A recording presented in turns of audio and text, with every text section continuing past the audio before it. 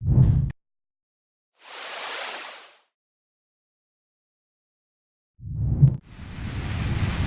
everybody, this is King, and I'm going to be doing something a bit different this time. This is first voiced episode of KSP in a while.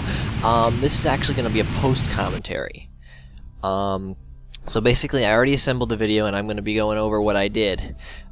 These two first parts are mainly about the next portion of the Rock and Rove saga. Basically, I'm testing the Rove V3, which is a bit smaller than the version I showed in my last montage video, and which is basically almost the final version that I'm going to send to Duna. This is just me testing how well this thing lands. I have one of the Kerbal guys out on there just because I saw so many videos of them bouncing when they land hard, so I figure if I wanted at least one of them to survive, having one of them outside the cockpit would be the best bet. But the rover ended up in one piece anyway, so this is just EVA fun. Pretty stable.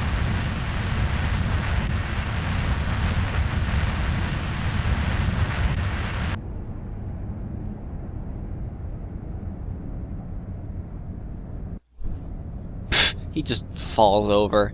These guys don't get up unless they're completely still, which can be problematic. And of course, the obligatory boat test.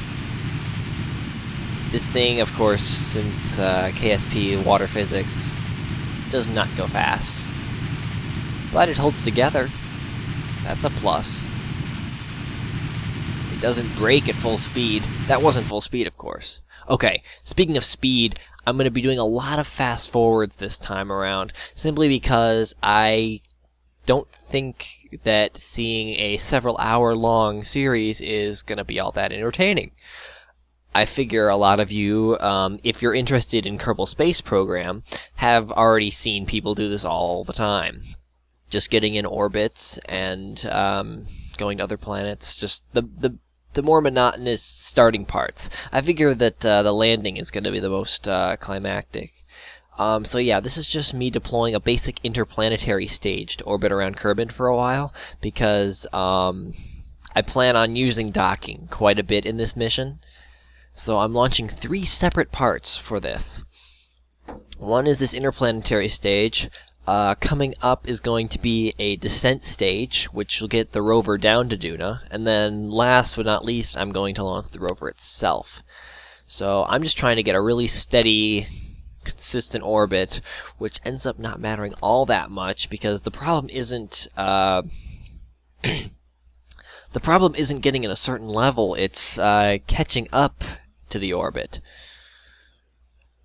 I run into a whole lot of problems with this, but I cut them out because they're not the funny kind of fails. Like, they're not me messing up and exploding, they're me retrying the same thing over and over because it's just super frustrating. So, let's see. I've got this into position. I'm going to go back, and I haven't actually built the stage at this point, so I gotta build it, then launch it. This is the only part with 2 docking ports, so it has to be in the middle, which is why I'm making sure it gets launched second. It only holds enough fuel to get you down. This is planning to be a one-way mission. It's kind of always been planned that way, but the way it ends up going pretty much seals the deal. I definitely don't have enough fuel to get back. But I had plenty of fuel to get there, because those 2 nuclear engines ended up working out really well. So yeah, I'm just attaching a couple mainsails to this, just enough to get it out to orbit. Unfortunately, I make these really heavy, and even though I put some SAS modules on it, these things are nearly impossible to maneuver, so there's a lot of slow going, which the slow maneuvering is also another reason why I'm fast forwarding this at 8 times speed. It's just, I figure this would be too boring to watch at normal speed, but you can still see what I'm doing, right? Okay, this is going to be a little bit slower because, you know, docking maneuvers. It's inherently steady. And if you see it like super duper fast, it defeats the point a bit. So yeah, this is my first time docking, by the way. So there was actually a bit of trying to get the craft closer to each other. Actually, more than a bit. Way more than a bit. It took a lot of effort to get me within a couple miles or kilometers of each other. And the problem was, even when I did, sometimes I forget to just deploy the solar panel on the thing, so I'd have to start over because I ran out of power. So the craft ended up completely inert. So yeah, once I got him this close, I just had to do it. Okay, easy does it. Bump. Try to get that back, because that didn't go well the first time. Oh, and somehow that did it. And now to launch the rover. This is actually the Rove Mark IV. I don't show any of this on the ground. I looked through the recording files and I didn't end up making any videos of that. But it's really not that much different from the Rove number 3. It just happens to have a bit more equipment on board. It has the little, the big satellite communicator thing, just as a nice touch. It also has a main headlight, so it can operate at night. And you can still see where you're going. It also has parachutes in case you need to land somewhere in the atmosphere. It's a couple minor touches that I added to the top of the main capsule. So yeah, I'm showing I didn't show the frustrating docking procedure of the descent stage, but I am going to show the docking procedures of the rover stage. By the way, I don't think I mentioned this yet, but it's probably implied. Both of the descent stage and the interplanetary stage are unmanned, but the rover is manned. It has, appropriately, Bill and Jebediah on board, so they get to be the first two in my world to set foot on Duna. I don't think I've ever done any successful interplanetary missions before, so I'm really going straight at it, going from intraplanetary all the way to manned rover on Duna. Pretty ambitious. So yeah, I had to do this quite a few times and fail for the descent stage, but luckily I got this part on my first try, I believe. So yeah, just getting them closer, and as I get closer, I'm kind of realizing that this is not going to be easy to maneuver, because I'm really slow at turning right now. So I'm not going to be able to get super duper close at this rate. So I'm thinking, hey, what if I change back to the interplanetary drive and control from there? Well, I forgot I didn't actually give the interplanetary drive much RCS. All the RCS is on the descent stage, so it's really unbalanced. I wouldn't be able to translate very well with that. But as part of the upgrades for the Rove Mark IV, I did add RCS. This was actually mainly for the purpose of being able to go backwards once I'm roving, but I ended up using most of it for actually getting the rover docked to the rest of the spacecraft. So that ended up working out alright. Not sure what I would have done if I didn't put the RCS on the rover. But yeah, this takes a bit, because, like I said, I'm very new to docking. This is my second docking operation ever, and I just gotta line everything up, slowly but surely. And this thing, the rover, is a whole lot smaller than the previous, and way smaller than the first Rock and Rove design. That thing used like the crew storage instead of the actual landing can. But yeah, now I'm getting in position, and I'm going to start burning. I have to escape Kerbal before I can figure out to do anything. I think it was not until about now that I figured out, yeah, I'm going to try for Duna instead of Eve or some other place. So I'm just going to skip, because that was a very, very long burn. Not worth showing the entirety of it. I'm just going to skip until I'm going interplanetary, and there we go. Still at fast forwarding, because none of this is really eventful enough to show in its entirety. Just get into position here. Oh, that's a lot of. I had to shift the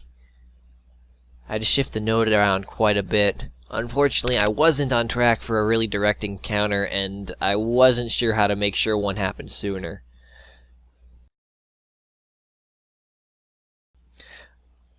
The burn to get to Duna took a long time. I'm cutting out a big chunk of this in just a second here, because even at 8 times speed, it's just a boring one-picture thing that just lasts a long time. Okay, so here's the end of it. I'm right at it. I have the intersection for just a moment, but I go a little long. I don't even realize this at first.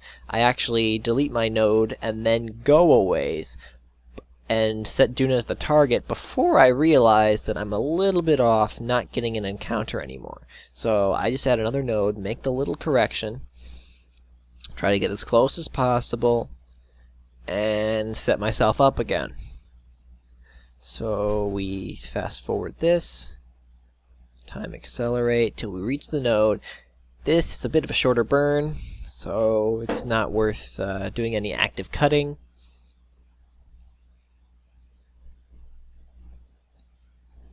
I escape it. I'm wobbling around a little bit just because I'm having trouble keeping up with the blue marker thing.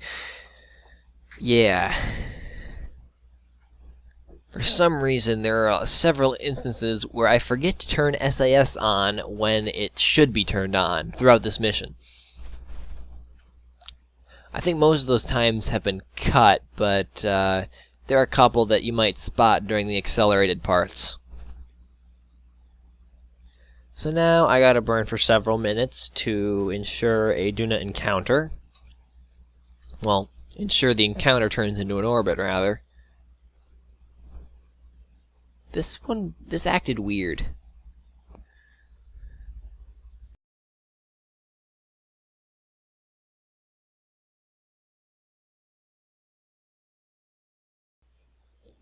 Fast forward a bit, and then now I'm in a better position to burn for a bit of a more even orbit.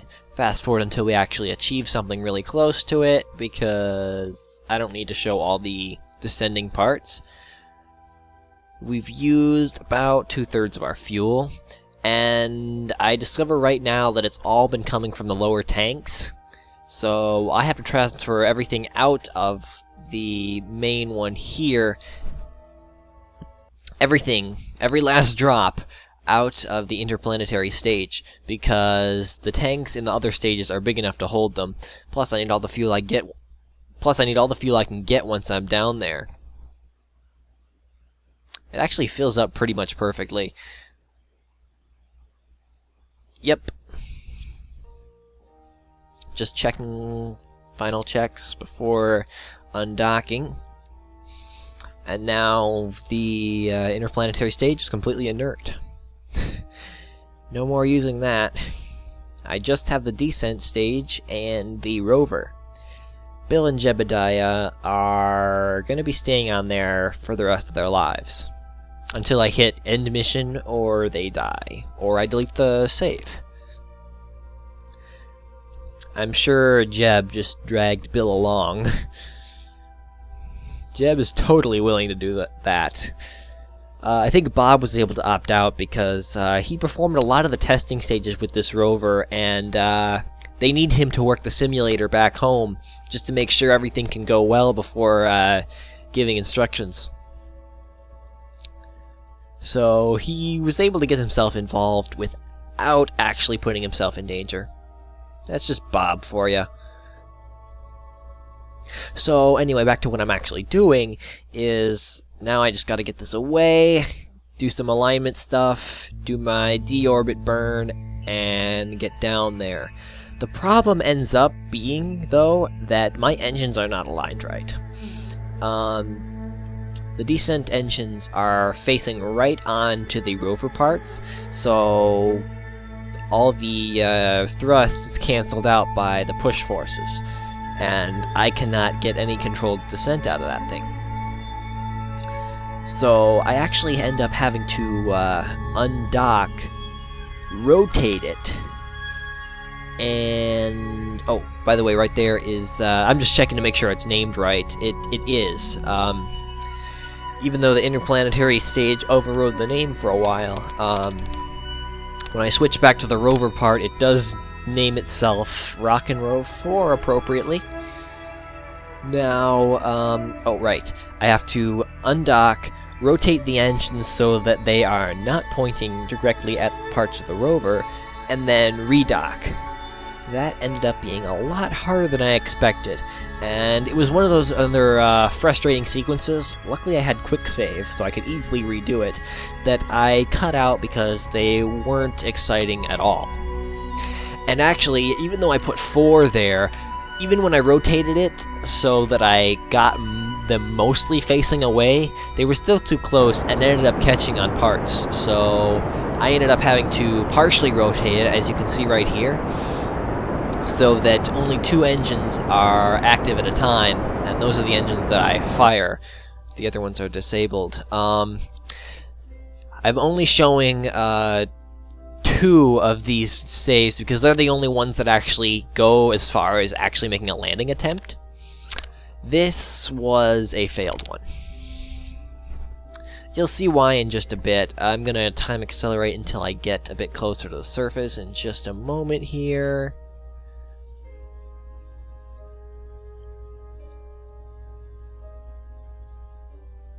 I'm pretty sure I'm lined up. Landing gear's even down. Okay. The problem isn't that I leave my time acceleration too late, it's that after I come out of time acceleration, I make the mistake of hesitating way too long.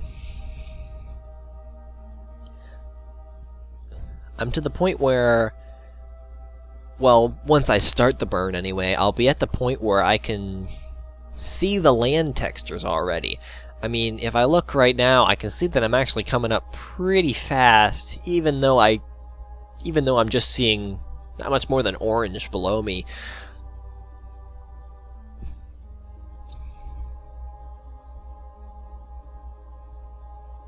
It's about this time I realized maybe I should start firing. And it's not for a couple more seconds that definitely I should start firing. It's at the point where it's not going to do me any good right now. I mean, I don't know why I wait until this late. And then as soon as I start firing slightly, I realize, okay, maybe I should go full blast. And then once I'm at full blast, I'm close enough to the ground where I can clearly see I'm gonna get squished here. So all I can really do is sit back and watch what I caused to happen. And splat. So I reload the save again, and this is the final attempt. So I'm going to show the entirety of this. This is probably going to make up the biggest unedited chunk of the video, because I figure the landing is what people want to see. I mean, most KSP videos are going to have takeoffs and curb in orbits, but I'm going to show mainly the Duna side of things. So I'm going to show the rotation maneuver. Got to remember to turn off the SAS and RCS when I'm doing this. I'm relying solely on the gyroscopes here, because otherwise I'm just going to wobble a bit. And I need to stay aligned with the rover portion if I want to redock to it easily. So now I'm just checking it out here. SAS is back on because I figure out I'm aligned. And now I'm drifting a bit. So I got to push myself back into place.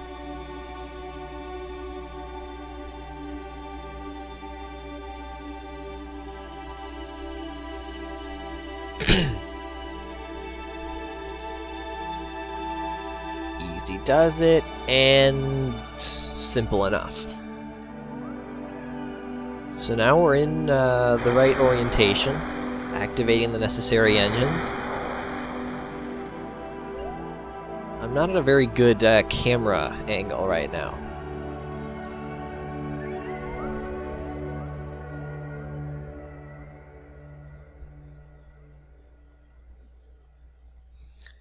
But now I'm gonna start the deorbit burn. I'm not gonna go all the way this time, which might not actually end up being the best idea, because at least last time when I stopped going and then went completely vertical all the way down, the crash landing, at least I wouldn't have had to worry about any horizontal velocity. This time I do, and it ends up causing me trouble later on, but we'll see that in a few minutes.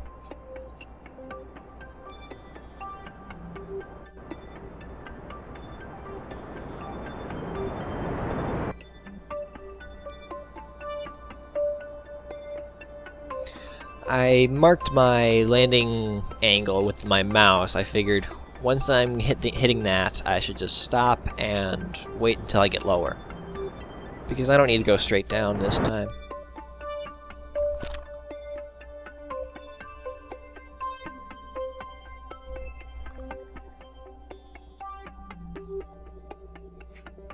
Now I'm just going to time accelerate.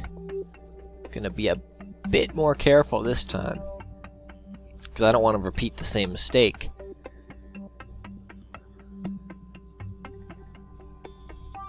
So I go down a bit lower on time acceleration. Still oriented pretty well. And let's see, I'm going to start my burn quite a bit earlier, but I think I'm going to be at a lower speed to start off.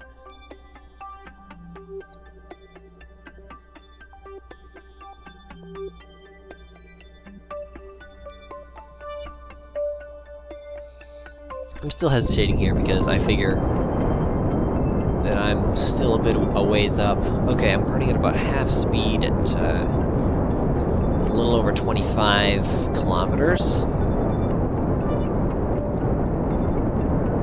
It'll take me a minute to notice this, but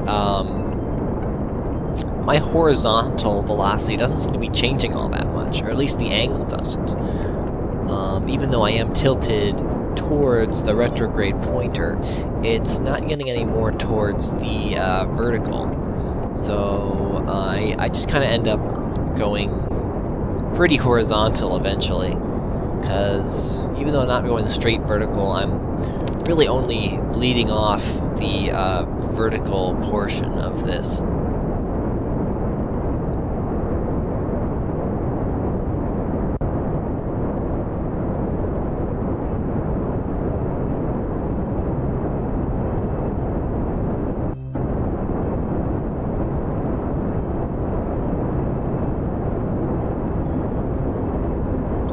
To the point where I realize I'm in a pretty good position now, because I'm going slow enough so that I can bring myself to a stop before I hit, but I'm going fast enough that I'm not being wasteful.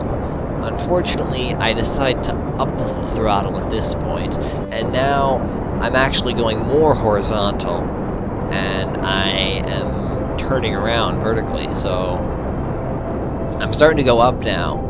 So I'm trying to drop my throttle, but not change my orientation, because I still think I'm able to bleed off sufficient horizontal velocity, even though I'm not really.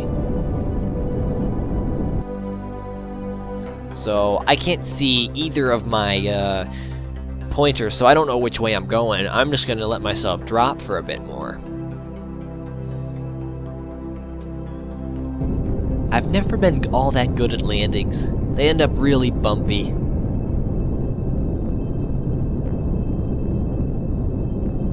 As you could probably see in the last video, I just plopped the rover down. Not much is different here. In fact, if anything, this landing's going to be quite a bit harder, because I'm not coming in straight vertical, so I'm all over the place. I could have done way better with this landing. Steady now. Still going horizontal, and I'm getting kind of annoyed with that. Oh, there's my shadow, and I'm going pretty slow. I'm angled, but I have to just drop here. And that ends up working out. But unfortunately, that isn't actually the end of it. You'll see in just a moment, but Yeah, I'm on the ground. This isn't permanent, though. There are a couple key mispresses. I'm not entirely sure. I'm kind of just panicking at this point, but I think, boing. I'm okay. I have landing gear. I think what happened was, since I'm still getting used to the fuel transfer screen, instead of Alt right-clicking, Shift right-clicking. That's what I tried to do, but as soon as I hit Shift, that throttled me up. And apparently, I didn't even think of turning off my engines, which probably would have been the safest thing to do at this point, because I don't plan to use those ever again. I'll show you in a minute how I actually get rid of the descent stage. But yeah, this one I tip even farther, but the rover is still in one piece, so I'm not complaining yet. This is still better than I thought it would be going. So yeah, just some slow fuel transfer stuff. And you notice that just like I was doing with the interplanetary stage earlier, I am completely emptying out the previous stage fuel-wise. Now, this means I A, will never be able to get the rover off of Duna, but B, I can't even get the descent stage away from the rover. I can't fly it away. So, in a moment, you'll see what I end up doing. I actually just end up turning on the rover's main engines, and I'm just gonna floor it out from underneath this. So, just checking to make sure. Shutting down the engines here, because I'm not gonna make the same mistake and especially not when I'm flooring it. I definitely don't want to floor it while the upper engines are still mistakenly turned on. So I finally realized that that's the thing to do here, and then I just undock, full throttle, and that thing just falls out from above me and tumbles away. The rover is still completely undamaged. So now I'm ready to go, and I'm basically just done. I'm not gonna do any sciencey stuff tonight because by now it's really late at night, and I'm sure Bill and Jebediah, they're both just like stunned after what happened here. So I'm just gonna fully deploy, and I'm gonna call it a night here. So you'll be seeing more of these guys though, because I don't end the mission obviously. So I'm just gotta figure out what to do now that I'm on Duna. What am I going to do now today? But that's all for later episodes. I'm done here. I'll see all of you later.